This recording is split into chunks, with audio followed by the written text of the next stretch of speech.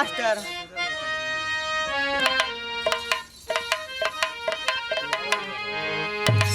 भैया हो, हम भोजपुरी गायक मुन्ना मतलबी आज लाइव वीडियो के माध्यम से गीत भेजत ही। मैं आशा नहीं पूरी विश्वास बा कि आप लोगन के जरूर पसंद आई।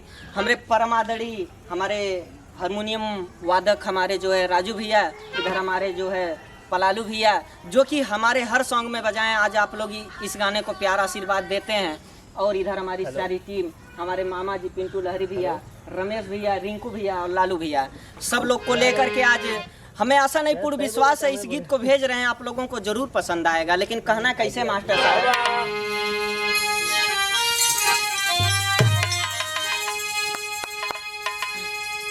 सुरेश भैया, एगो औरत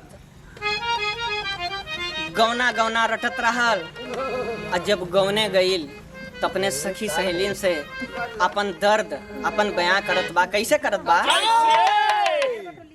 अरे गवना गवना रटता रहली,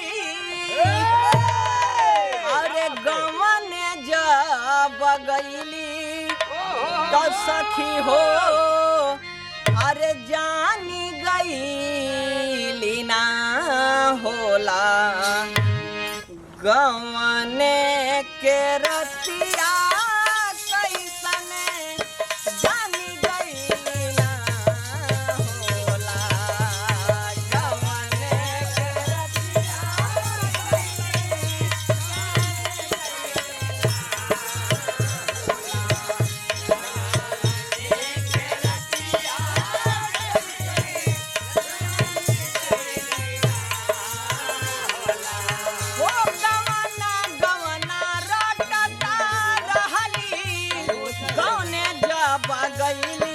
सखी हो, जानी गईली ना होला। गवने के रतिया कैसने जानी गईली ना होला। गवने के रतिया कैसने जानी गईली ना होला।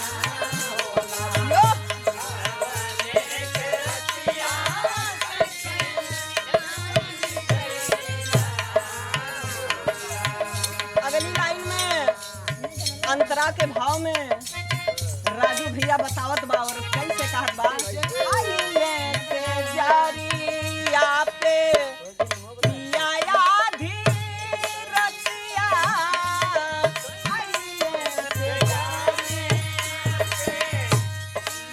आधी रतिया,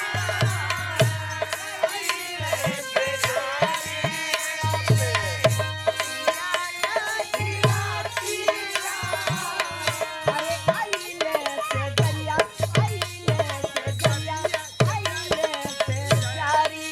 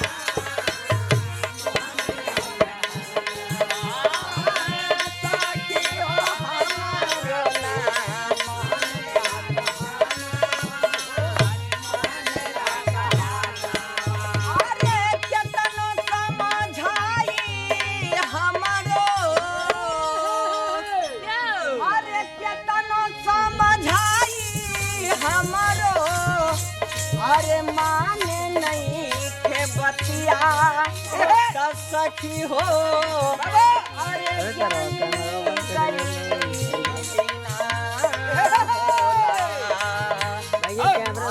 गावने के रतिया